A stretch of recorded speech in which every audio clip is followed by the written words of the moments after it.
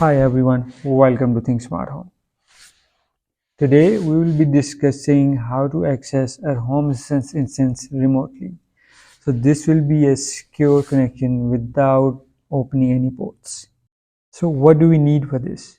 We need a domain name and then we need to install a Cloudflare add-on into our home assistant instance, which will basically act as a connector between our home assistant instance and the Cloudflare servers. There are many other ways to achieve this, and the easiest from them all is the netbook access service.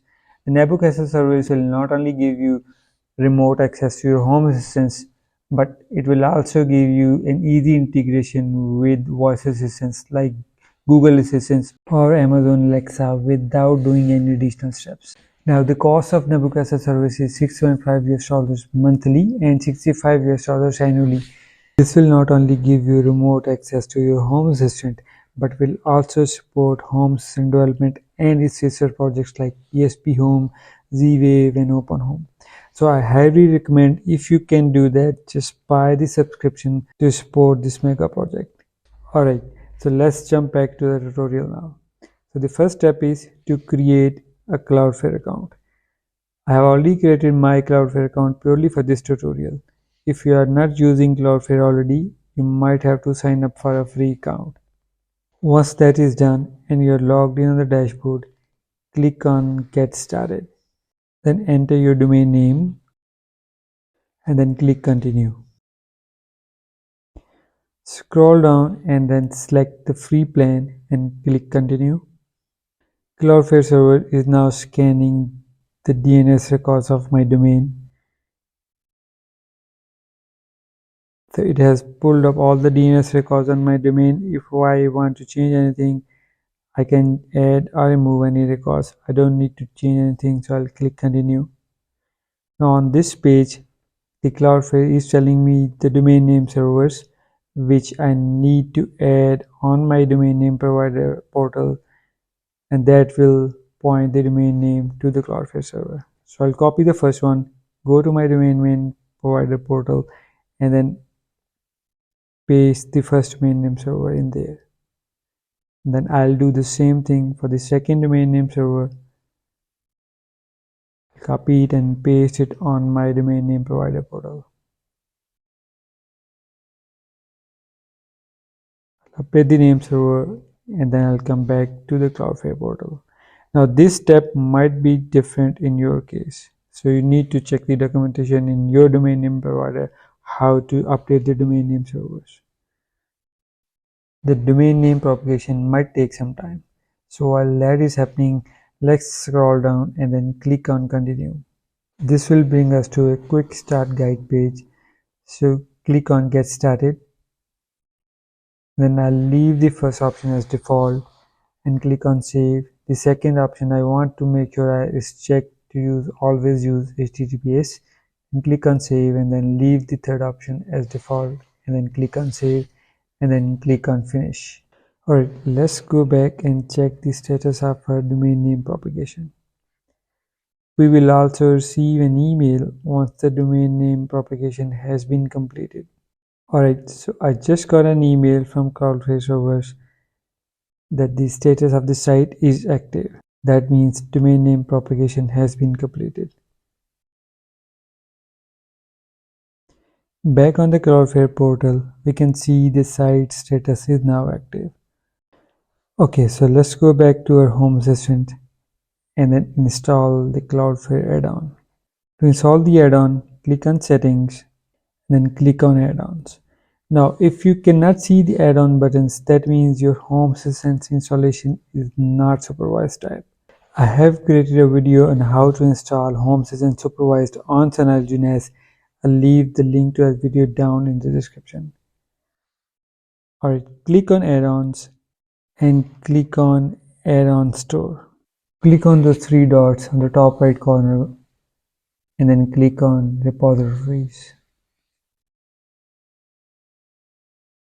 Now add a new repository. I'll leave the link down in the description below. Paste it in there and then click on add.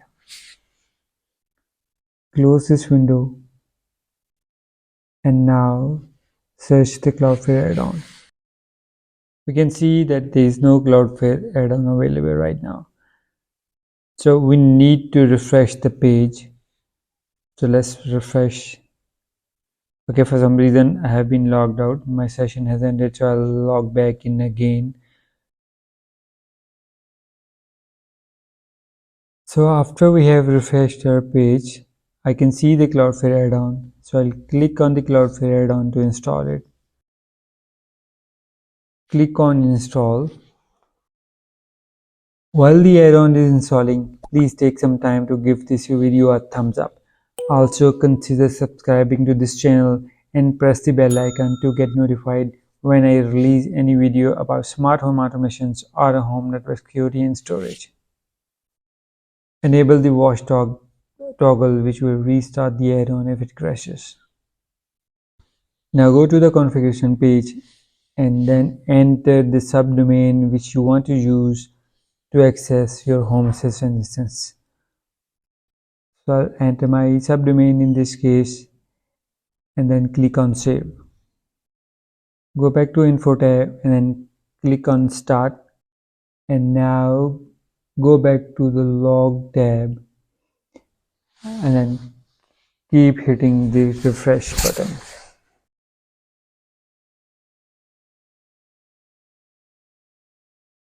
Alright, so the add-on has started and we can see a Cloudflare link in the logs.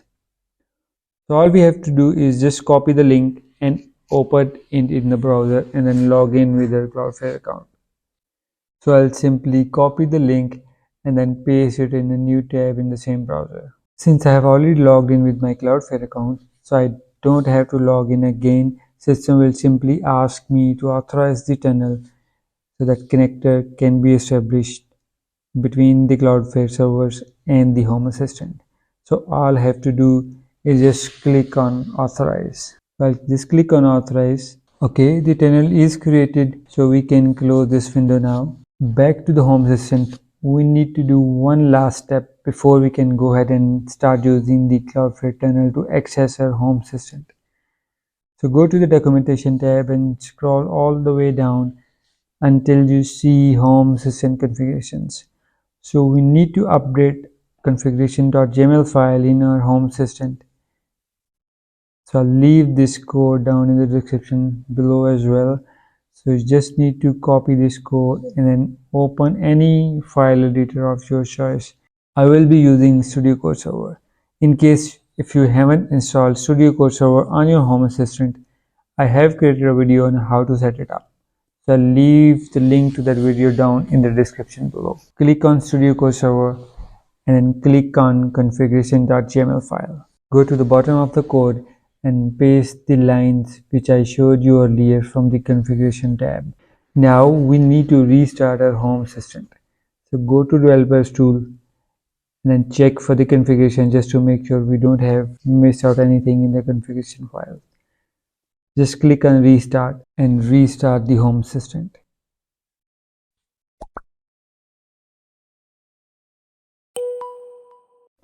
Alright, the reboot is complete and Home Assistant is back up and running. Now we can go ahead and access the Home Assistant using our subdomain. Okay, we can see the login page for our Home Assistant. We can simply log in with the same username and password to access our Home Assistant.